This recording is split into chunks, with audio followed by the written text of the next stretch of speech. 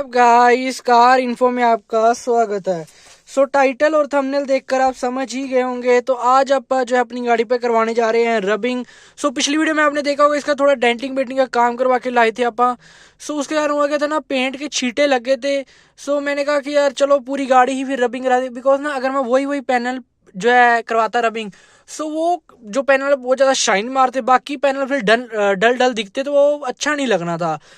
इस कारण से मैं पूरी ही गाड़ी फिर जो है करवा रहा हूँ रबिंग।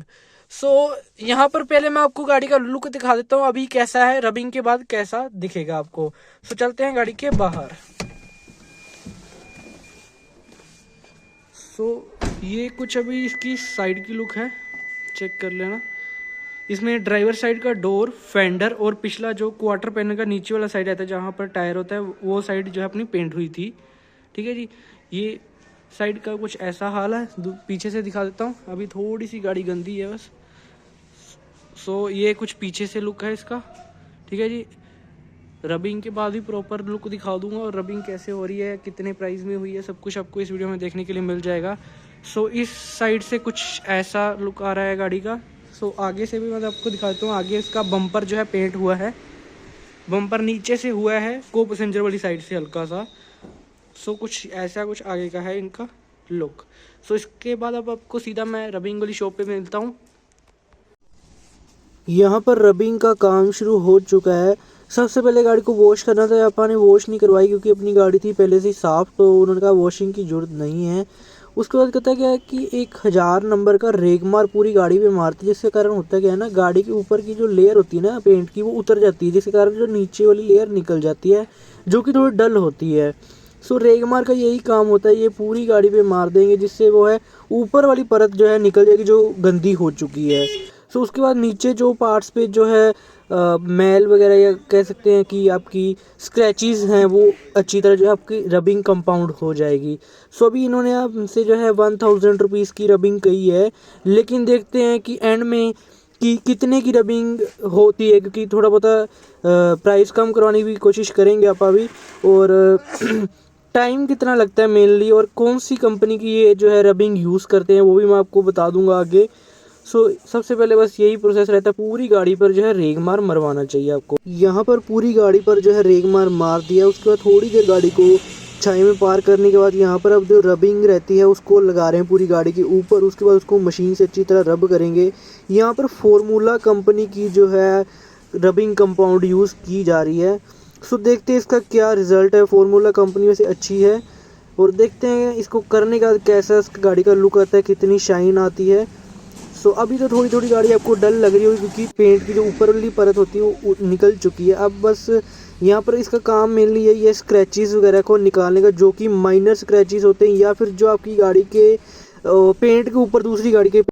यहाँ पर रबिंग की जो अपने लगवा दी थी पूरी गाड़ी पे, अब वो मशीन से अच्छी तरह से इसको रब कर रहे हैं। ये ना हमेशा बढ़िया बंदे से चलाना चाहिए, क्योंकि ना ये मशीन अगर थोड़ी ज़्यादा दबाव से रख दो ना, या गलत तरीके से रख दो, तो गाड़ी के ऊपर का पेंट भी हटा सकती है। इसको करने के लिए बिल्कुल प्रॉपर स्किल होनी चाहिए, नहीं तो ये गाड़ी के ऊपर से पेंट हटा भी सकती है। और दूसरी बात, जो कोने वगैरह रहते हैं ना, वहाँ पर ही करते हैं, बिकॉज ना वहाँ पर हाथ से करनी पड़ती है। जब भी रबिंग करवाने जाएँ, गाड़ी कभी छोड़े ना, या इधर उधर ना चले जाएँ, गाड़ी के पास खड़े हुए करवाएं, क्योंकि ना जो कोने वगैरह होते हैं वहाँ पर ये करते नहीं, क्योंकि वहाँ फिर हाथ से अच्छी तरह रब करना पड़ता है। तो इस चीज़ का ध्यान रखें। जैसे गेट खोलने के बाद जो जगह रहती है, डिग्गी खोलने के बाद जगह रहती है, बोनट के नीचे जगह रहती है, फ्यूल टैंक खोलने के बाद जो अंदर जगह रहती है, बिकॉज वहाँ पर ना मशीन नहीं चल सकती, वहाँ पर हाथ से ही करनी पड़ती है। ये वहाँ पर करते नहीं। इस चीज़ का आपको ध्यान रखना है, बिकॉज वो जगह भी आपके बीच में इंक्लूडेड होती है प्राइस के अंदर ही। उसको भी आपको करवा लेना चाहिए। ऑलमोस्ट ये करते नहीं है, जैसे हेडलाइट हो गया, टेल लाइट्स हो गया, इन चीज़ों को ना छोड़ देते हैं। इन चीज़ों को भी आपको करवाना है। या डोर हैंडल के पीछे वाली जगह जो हो जाती है, वहाँ पर मशीन नहीं जाती, लेकिन ये करते नहीं, वहाँ पर भी अच्छी तरह हाथ से रबिंग करवा लेनी चाहिए।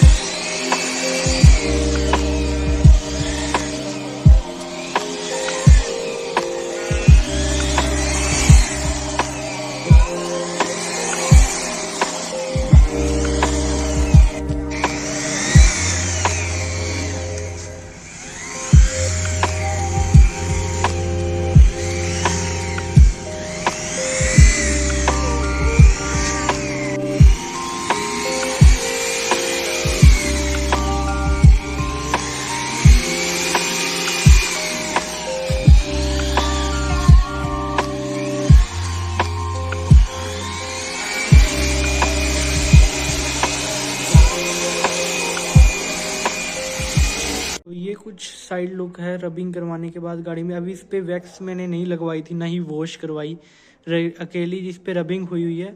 सो गाड़ी जो है बिल्कुल शाइन मार रही है अब। सो पीछे से भी दिखा देता हूँ।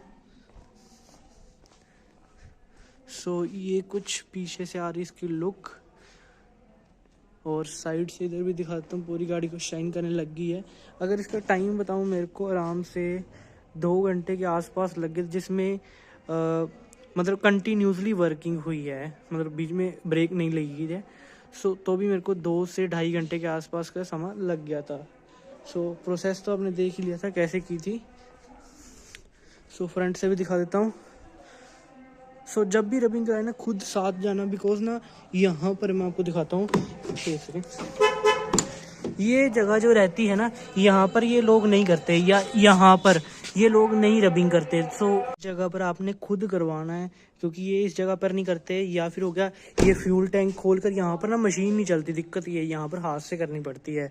सो इसके इंक्लूडेड होती है। या फिर मान के चलो यहाँ पर मशीन नहीं चल सकती, या यहाँ पर आपको हाथ पे ही करवाना पड़ता है, या बोरनेट के नीचे जो जगह होती है वहाँ पर हाथ से ही करनी पड़ती है, बिकॉज मशीन वहाँ पर चल नहीं सकती।